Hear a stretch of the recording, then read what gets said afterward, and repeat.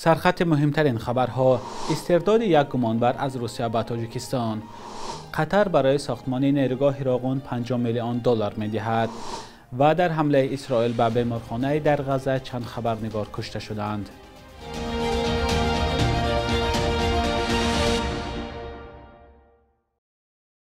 سلام بینندگان عزیز، با آخرین خبرهای تاجیکستان و جهان در خدمت شما هستیم. امروز 26 آگوست سال 2025 است. وزارت کارهای داخلی تاجیکستان از استرداد یک گمانبر از روسیه خبر داده است. این نهاد 25 آگوست در خبرنامه نوشت بحرالدین میروف، ساکن 45 ساله شهر وحدت، با اتهام صادر کردن عملهای افراطگرایی، طمع‌جویی، بندیتیسم، عذاب و عقوبت و گروگانگیری در جستجو بود. نظر این ساکن شهر وحدت که به گفته مقامات با تخلص حاجی فیض کار میکرد برای ما معلوم نیست. مقامات هم جزئیات ندادند که این ساکن وحدت کی و چگونه جنایت‌ها را انجام داده است. وزارت کارهای داخلی تنها گفته است که بحرالدین میروف در شهر چلیابینسک روسیه دستگیر و به تاجیکستان استرداد شد.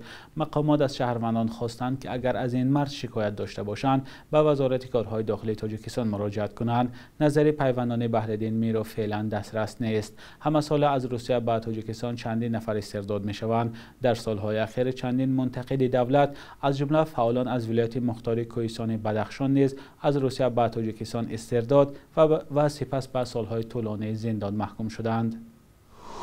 بنیاد یا خزینه قطر در مورد رشد برای ادامه ساختمان نیروگاه راغون 182 میلیون ریال قطری یا 50 میلیون دلار جدا کرده است.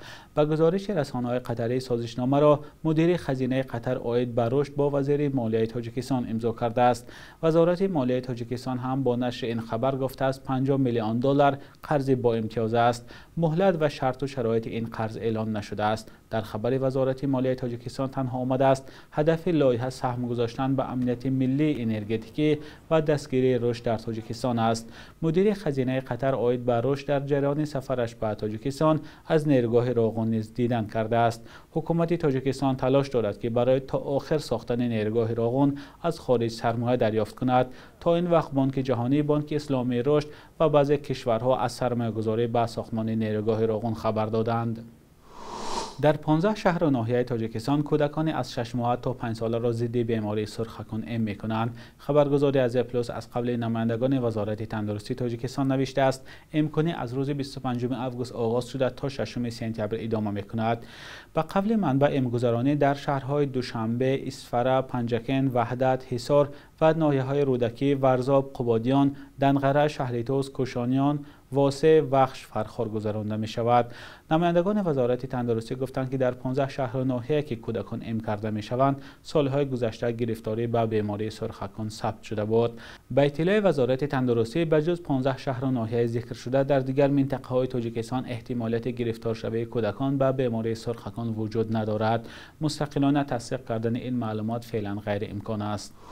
بانک جهانی چند پیش گفت برای آنکه تاجیکستان و ازبکستان به سطح کشورهای درآمدشان بالا برسند 100 سال ضرور است. این مهلت تنها در شرایط کمتر خواهد شد که اگر در بخش اقتصاد و زیربنیادها و ثمره بخشی کار اصلاحات کامیابانه راه اندازی شود.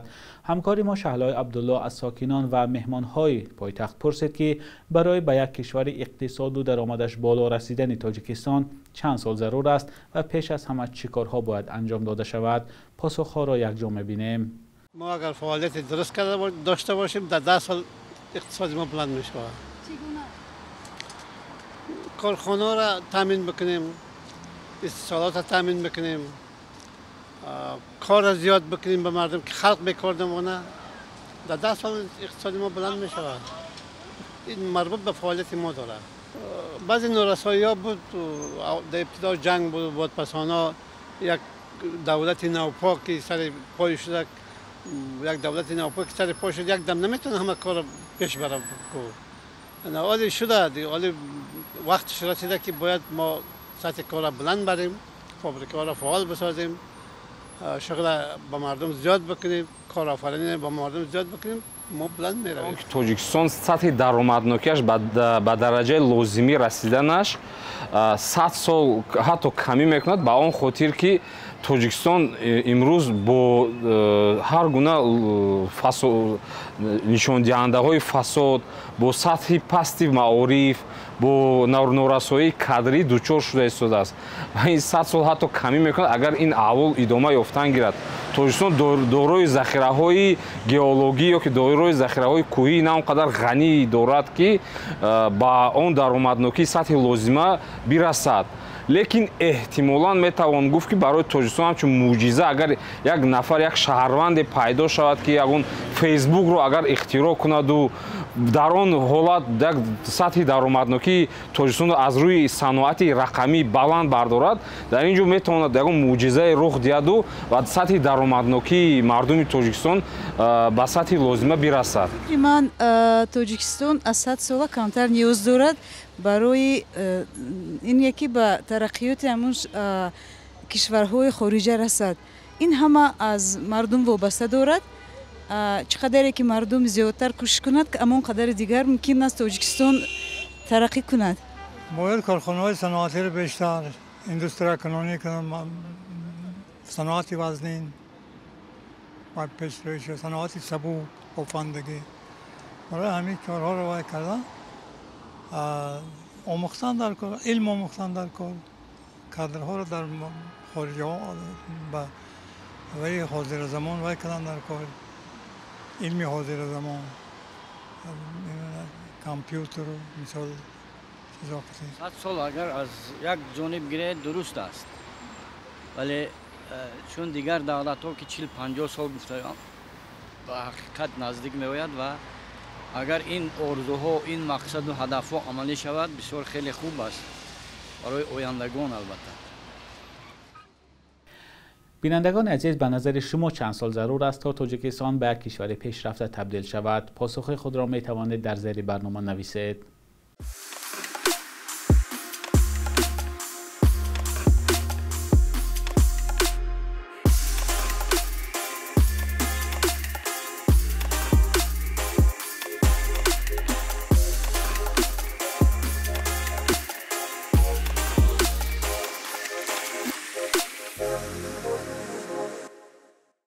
در پی حمله ارتش اسرائیل به محل بیمارخانه ناصر در غزه 19 کس از جمله چند خبرنگار کشته شدند. در این باره وزارت تندرستی غزه خبر داده است که زیر نظارت حماس است.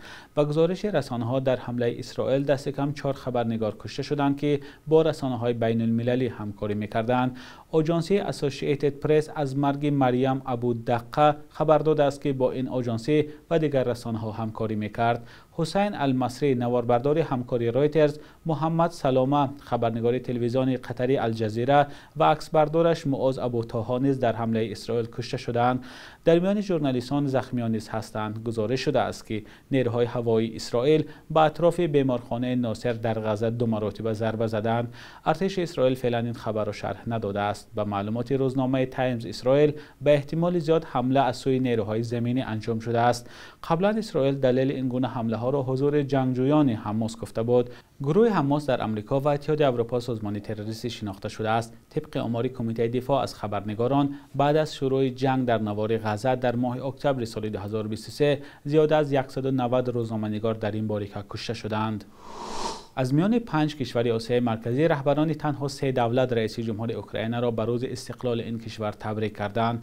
ولادیمیر زلنسکی رئیس جمهور اوکراین در صفحه توییتریش نامه تبریکاتی رهبران قزاقستان، ازبکستان و ترکمنستان را به مناسبت روز استقلالیت اوکراین نشر کرد. شوکت میرزیوف رئیس جمهور ازبکستان اظهار امیدواری کرده است که روابط تاشکند و کیف در اساس منافع دو کشور رشد می‌کند. سردار بردیمحمدوف پرزیدنت ترکمنستان به ولادیمیر زلنسکی سلامتی و برار در کارهای دولتی تمنا کرده است. اوکراین روز 24 آگوست 34مین سالگرد استقلالیت خود را جشن گرفت. معلوم نیست که رهبران تاجیکستان و قرقیزستان همتای اوکراینی خود را به روز استقلال این کشور امسال تبریک کرده‌اند یا نه. در سامانه پرزیدنت تاجیکستان و دیگر رسانه‌های رسمی چنین خبری نشر نشده است. مبارک باده به روز استقلال یک تجربه معمول در روابط دیپلماتی میباشد. بخش یک روز تاریخ است که مهمترین تحولات تاریخی در روز 26 آگوست را فرا میگیرد.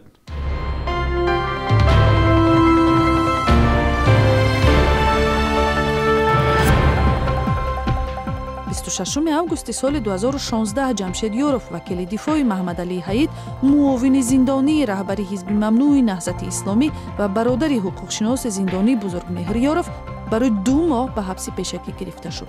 Наздикони хонавода гуфтанд, ҷамшед ёров барои ифшои маълумоти дорои сирри давлатӣ ба ҷавобгарӣ кашида шуд. ёров ки ин айбномаро рад мекард, зери фишори ҷомеаи байналмилали озод ва дар Аврупо паноҳанда шуд. 26 августи соли 2015 ду сарбози пойгоҳи 201 Русия Илдар Сахапов ва Фёдор Басимов барои куштори бераҳмонаи таксирони тоҷик Раҳимҷон Тешабоев ба 13 ва 17 соли зиндон маҳкум шуданд. қатли бераҳмонае ки ҷомеаи Тоҷикистонро такон дод, зимни баҳс сари пул ба амал омадааст. Низомиёни рус барои адои ҷазо ба Русия интиқол ёфтанд. 26 августи соли 2017 Созмони Милали Муттаҳид аз Тоҷикистон хост ки талаботи табъизомези арӯсӣ бо духтарони тоҷик барои хориҷиҳо бекор карда шавад. Тоҷикистон мегӯяд бо ҳадафи ҳимояти ҳуқуқи бонувони тоҷик аз домодҳои хориҷӣ пеш аз арӯсӣ харидани хонаву таъминоти молиро тақозо мекунанд ва бо ин роҳ аз истисмори шаҳвонии занон ҷилавгирӣ мешавад. شبانه روز اخیر قرب روبل روسی و هم دلار آمریکایی در برابر اسعار ملی سامانه کمی بالا رفته است. صبح امروز در بانک تجارتی تاجیکستان 1000 روبل روسی به 117-118 سامانه برابر است. 100 دلار آمریکایی باشد تا 955 سامانه ارزش دارد. قرب رسمی بانک ملی تاجیکستان برای 26 آگوست چنین تعیین شده است.